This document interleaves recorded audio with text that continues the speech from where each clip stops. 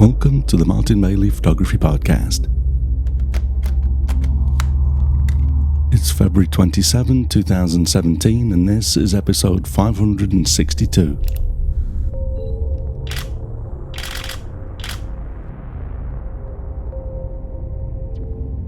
Having completed the first of my two Snow Monkeys and Hokkaido Japan Winter Wildlife Tours for 2017, today we continue our Travelogue series, walking you through our adventures along with a selection of photographs. We pick up the trail today on day 6. Last week we'd completed our last visit to the bridge to photograph the red-crowned cranes in their idyllic misty river surroundings, and after breakfast we drove over to Lake Kusharo to photograph the whooper swans there. We first stopped in a corner of the lake called Kotan. Then, after lunch, seeing how the group were obviously flagging from our early starts over the last 3 days, we went to the hotel to check in early, but then came back out as the sun went down to do some panning. This first shot for today is from that panning session. The lake was thawing a little in places, which doesn't always look great in a regular photograph, but in this panning image, with the way it causes streaks on the background, I'm actually quite happy with this. It adds a bit of texture to the background that we don't usually have. On the morning of day 7, we went back to the beach at the lake in the hope of getting some fly-ins. It was quite cold on this morning though, so as with the cranes, the swans will stay in their roost longer when it's cold. We also found that a lot of them just swam in from nearby thawed patches, so we only got a few opportunities to photograph them in flight on this first morning.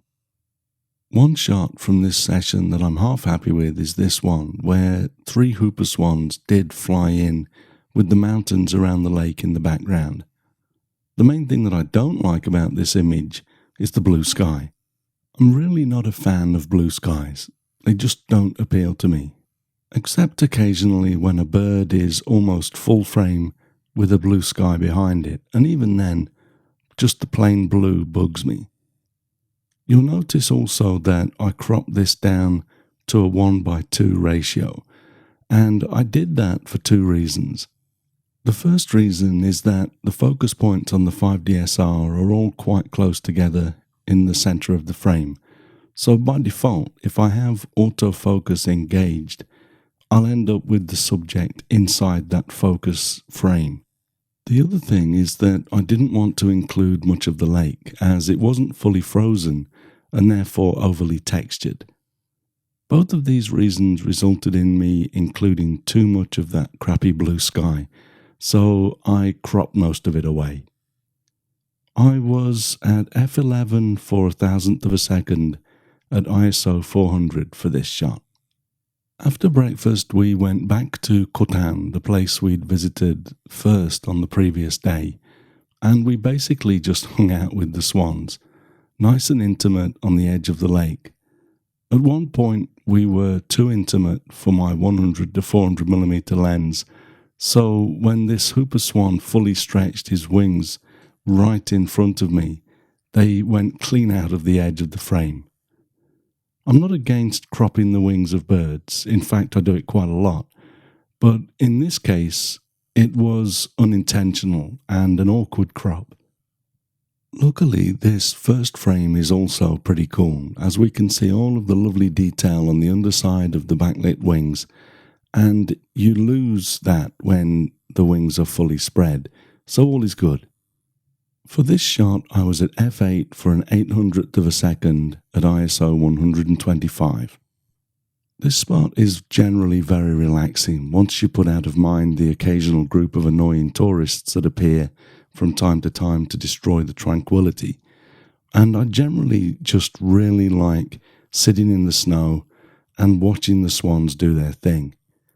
While we were there, a small group of swans walked to the unfrozen pool at the lake from our right side, and I shot this next photo where one of the swans was just looking straight at me as though he was wondering what we were doing there. I like the intimate low angle for this shot. Sometimes I use the Canon Angle Finder C for this kind of low handheld work, but there wasn't time to put that on, so I literally just rolled over on the ice, looking into the camera vertically, as though in portrait orientation from my perspective, and used the digital level in the viewfinder to get the horizon pretty much straight. My settings were f8 for an 800th of a second at ISO 200. We went back to the hotel for lunch, and I did a 90-minute workshop session in the afternoon. Then we headed back out for another panning session as the sun went down. I got my usual sort of panning shots, so I won't share one with you today, but I do have some cool shots from our last morning with the swans to share with you now. We arrived back at the lake the following morning, having had an early breakfast and checking out, and unlike the previous day when we didn't really get any fly-ins, this morning was pretty amazing. A group arrived as we did before anyone was ready to shoot them, but then we were presented with some beautiful fly-ins over the hour or so that we were there. Although only 2 swans, one of my favourite shots from this morning session is this one. I love the tonal qualities in this image, with the soft diffused light from the overcast sky on the swans, and look at that lovely grey textured sky. To me, this is worlds better than that yucky blue sky in the photo from the previous day. I also really like it when we can include a beautiful background like this, with the mountains on the far side of the lake below the clouds. This really puts the animals in their environment, which always feels nice to me. There is actually a third location on this lake where there are lots of swans, but I don't take the group there because it's not very pretty. For me, the background at this location is what really makes the images when it comes together. I was also happy that the underside of these swans was clean. If you notice the yellow belly on the swan in the previous photo, this comes from the bottom of the lake, as some of the places that they rest has very shallow water, and because they forage in the lake bed, they kick up all sorts of mess. These guys didn't have that on them, so that's great. I shot this at f10 for a 500th of a second of a shutter speed at ISO 2500. A larger group of swans flew in for this next image, which I called 9 hooper swans. You can probably only count 7 in the photo, but there are 2 more swans in the distance to the right, over the dark patch on the mountains.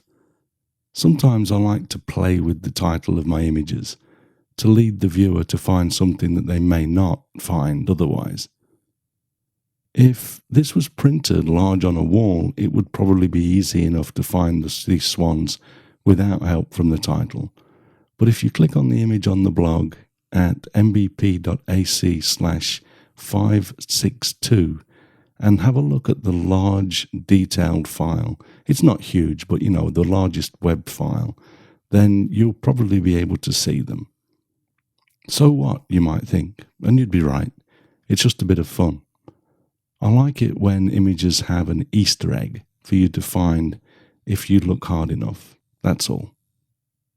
As the sun got higher in the sky, behind the clouds, I now decreased my ISO to 1600 at a 500th of a second at f10. We had arranged with the owners of the restaurant that are charged with throwing out grain for the swans so that we would feed them instead on this morning. That gave us one last opportunity to do some panning because we can throw the grain to the birds at either end of the beach, which means those that aren't already there will fly past us to get their share. Here is one of my single swan panning shots from that session.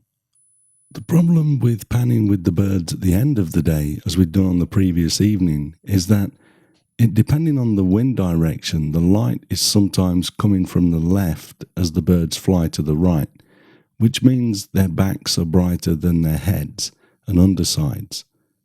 What I loved about this image in the morning is that there's beautiful soft diffused light from the overcast sky, and the sun is coming from behind us in the morning, which gives us a beautiful look for the birds.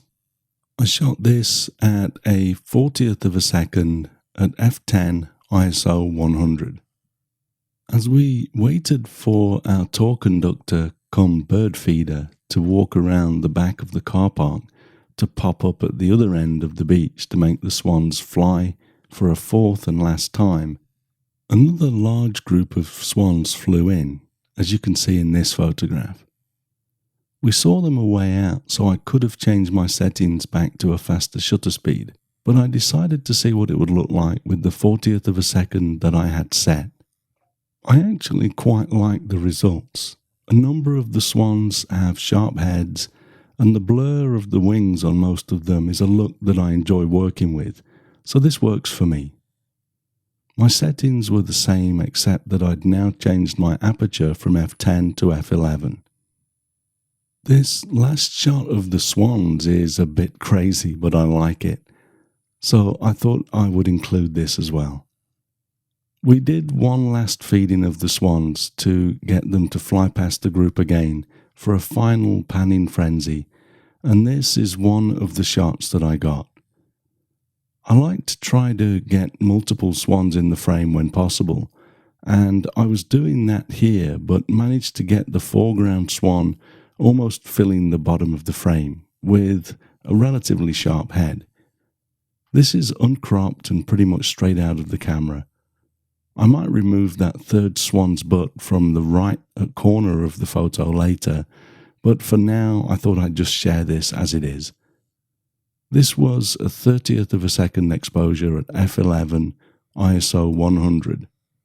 After these swans, we paid our usual brief visit to Iozan or Sulphur Mountain, partly because I like to do our group shot there, but also because it's just a really wacky place to shoot. As you can see in this final photo for today, as one of the participants in this group said, although you see fumaroles in volcanic areas, I also have never really seen any that are built up the way these are, so it makes for a cool subject. If you recall my images of this place from previous years, and if you have a really good memory, you may recall that I used to process these images in Color Efex Pro.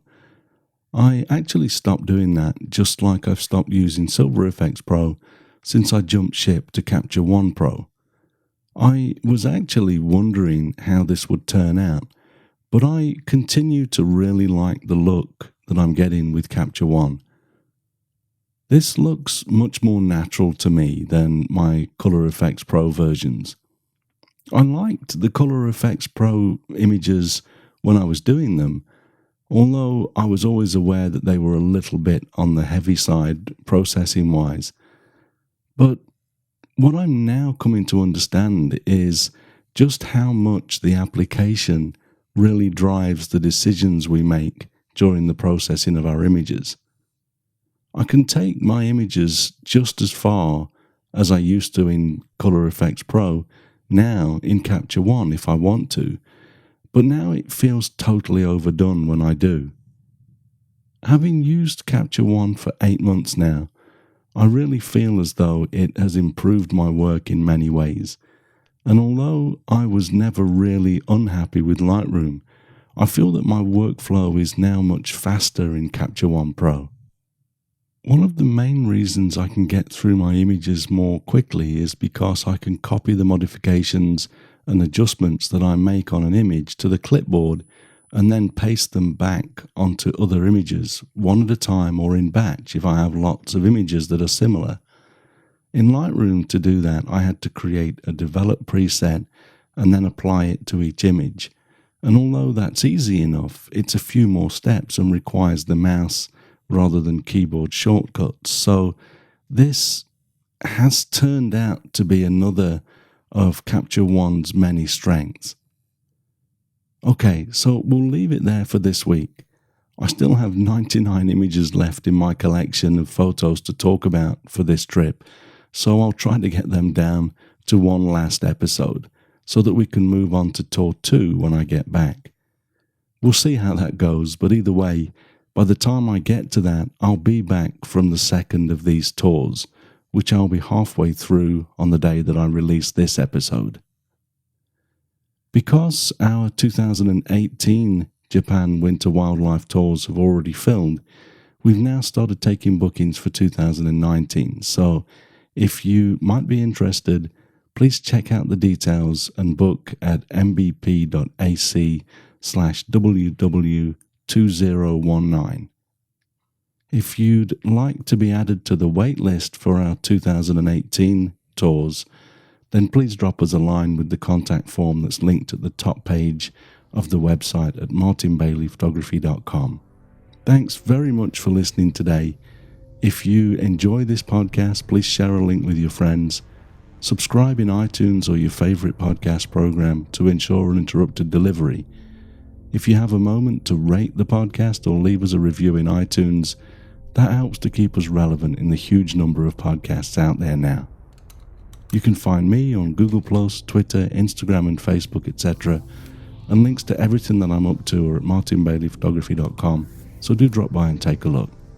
I'll be back next week with another episode, but in the meantime you take care and have a great week whatever you're doing. Bye bye.